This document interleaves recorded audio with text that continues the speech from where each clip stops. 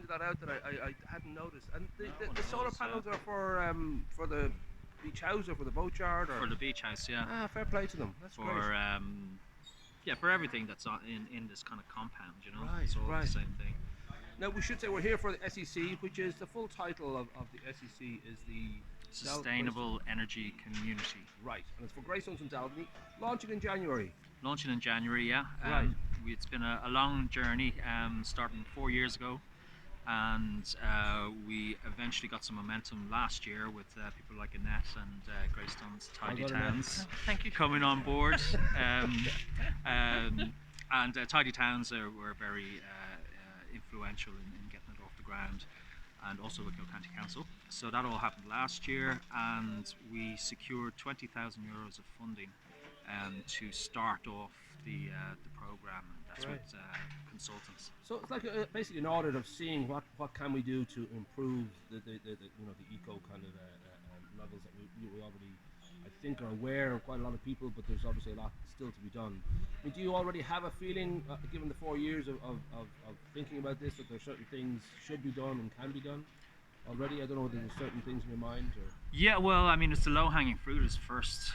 So because we're a really urban community and lots of houses and estates and things like that, it's about upgrading the building stock, the old building stock, the stock that was built up until maybe to 2000. So they need insulation, they need heating systems upgraded.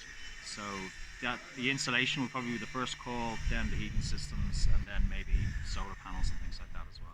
I fear we're going to have to turn into Brian Blessed by the end of this. I'm sure a helicopter will land as well, as we're getting drills over there, yeah. music over there. So my one thing about is that about the environment is that I think everybody obviously would like everything to be fine, but when it comes down to the actual reality of everyday living, you know, people still buy tiny plastic bottles for no reason other than they just want a quick drink. They don't need to. They should be banned. Yeah. I think more people probably think like Trump than David Attenborough when it comes to their everyday life. So, I mean, it's quite a challenge in some levels to just change habits and change just that cheap option, which I think it comes down to costing the earth. They think this costs the earth, but it actually does cost the earth if you buy the other cheaper option. Absolutely. So it's a tough one, really, you know, in many ways. I mean, obviously everybody has the same hopes, but when it comes to the reality, it's probably a tough battle in some ways. It is. It's about fighting the convenience, basically. It's just so easy to grab a plastic bottle for a drink, or just drive everywhere because it's quicker and you don't have time and all the rest. Legally, can you slap somebody who buys a small? We should make it legal that you can slap them just once now. And obviously not like, you know, head and face and repeatedly, but just one simple hard red slap, just where you can see a mark on the neck, just so people know, like a scarlet letter thing. You know. Yeah, I think that should be done. Because I heard on the radio yesterday that in the UK, for example, 37 times more SUVs were bought than electric cars, and the industry itself does not want to push the electric car because it's literally oil in the machine that they have created for many decades relies on people buying petrol cars. So there's so many parts of obvious changes that need to be done that are just held up by not only people's reluctance to change habits, but just the fact that the world has been built on a certain amount of fossil fuel and a certain amount of... I'm hoping not depressing you, am I? No.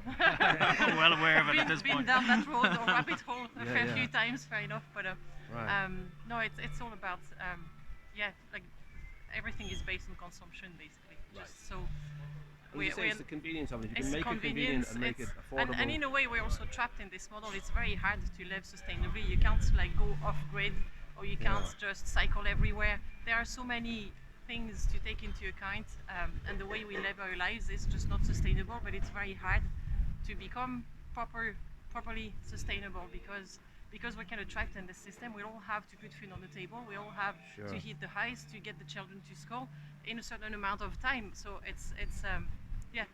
we are trapped in this system. What you're wearing is all made from recycled paper, right? Everything? Of course, yeah. Of course. Nice. I noticed there was a flapping in the wind there. I thought it might just... So I don't know whether there's a timetable that you would hope, if you're starting in January with the audit, is there a sort of feeling, well, by the summer we should be able to put the low hanging fruit, as it were, for a start into action, or is there a timetable? Yeah, well, that's the goal, is to have all this kind of research done and figure out what we need to do by mid next year, and then after that start looking at the actual practical things Right. So and then looking for funding for that. So it's all about the money. In making that change, you're talking about a change. Money allows that change to happen a lot easier. Right. So we're looking for funding to for Greystones, for people to actually upgrade their heating systems, so make it cheaper. Well, that is everything begins at home, really. As much as you can say airlines and general car companies, all that really have to address the big picture. There is an awful lot to be said about how we live at home. If that can be given options where it's easy to change to something much more sustainable and much more environmentally friendly, that's really key. Also in the long run, when you switch to solar or renewable energy, like to heat your home, etc., it's much cheaper. It's a lot cheaper to run. The problem is the cost up front when you install all of this, or when you insulate your house. It is expensive as an upfront cost, but when you look at it over the long term and how much you would have spent instead on gas or oil, it's a lot cheaper to have a renewable energy system in place. So I don't know whether you guys would feel generally optimistic. I don't know if you ever hit the pillow and cry for a while, or how you sort of feel that we do seem to be, even though Ireland hasn't got a great reputation on the world stage, what do we call a country laggard? Climate laggard. Climate laggard. A laggard being like just a lazy... That's really slothful. Last in class. Yeah, I think that suits us, yeah. That's us. But we have got a bad, unfortunate track record of just not meeting targets. Do you, I don't know whether can you be optimistic? Can you feel, well, because the light is shining more and more on these problems, that it'll get better? I think there is a groundswell of awareness and even action. People know a lot more and talk about those things a lot more than they did even just a year ago. You could call it the Greta effect. I'm not sure it's all down to her, but the fact that the kids are out marching on the streets makes a big difference. Like, we actually see them, and they are asking questions and calling out the government for their inaction. So there is definitely a groundswell of awareness, and I think a lot more people would want to do something and make a difference than there would have been even just 12 months ago. Isn't it incredible that something as simply kind of positive, we'll say, as Greta Thunberg can still be, classed as Marmite to a certain, part of including good old Trump, that there's a sense of, well, I don't want this young person telling me what to do. I think she's not all there. I think she's not quite right. It's pretty incredible that we live in a time when, the messenger can get taken apart when the message is so important, that suddenly it's not what they're saying, but I just don't like the cut of their jib, and I think I'm not going to listen to what they have to say. And that social media, I think, has sort of brought that on. And in a way, I find, because they can't attack her message, because she has the science behind her. Right. She has the facts right, and all of that. Trump has God, though. God's probably better, really, when you think about it. He knows everything. I think that's the reason the attacks are so personal, because they can't argue with her message, so they attack her personally. I think that's what's going on. Yeah. We will put in links to. I know Glenergy have been sort of involved in this front for many years, and we'll put in links as to people who want to investigate, for example, with their homes, how to go further with the heating. There are grants often available to help that transformation. There's a recognition, at least from the Irish government and Wicklow County Council and people like that these are important decisions, and are not just about getting an extension and a bigger living room. This is about the future. I mean, I don't know whether you'd feel there's been an increase in your line of work. That I don't know if you've noticed it, that there's been a definite increase, or whether we're still lagging behind. Well, we're still lagging behind. I mean, our energy figures were just released yesterday for 2018, and we showed a very small reduction in greenhouse gas emissions, but our energy use in housing and transport and all that, they're up. has just gone up. And we're supposed to be going the other way.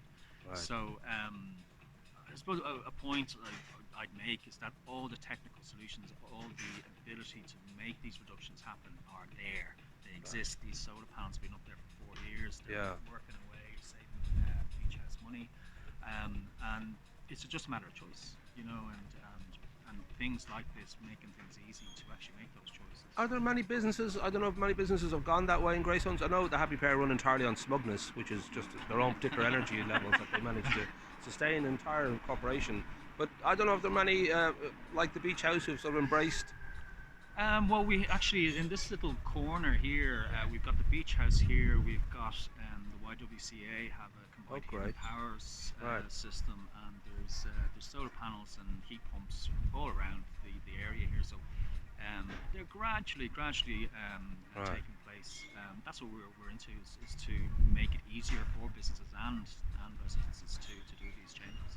Okay, well, as I said, we'll put in the links for further information. We look forward to, it's a great initiative, and then the fact that there's a good budget there, there should be, a good, strong, opportunity to make changes that will, as I said, ultimately have a great effect on the climate, but just make it that little bit easier for the average Joe six-pack to become involved. Yeah, and well done to you, Paul. You're mainly the motivator of all this, so well done. So not, but anyway.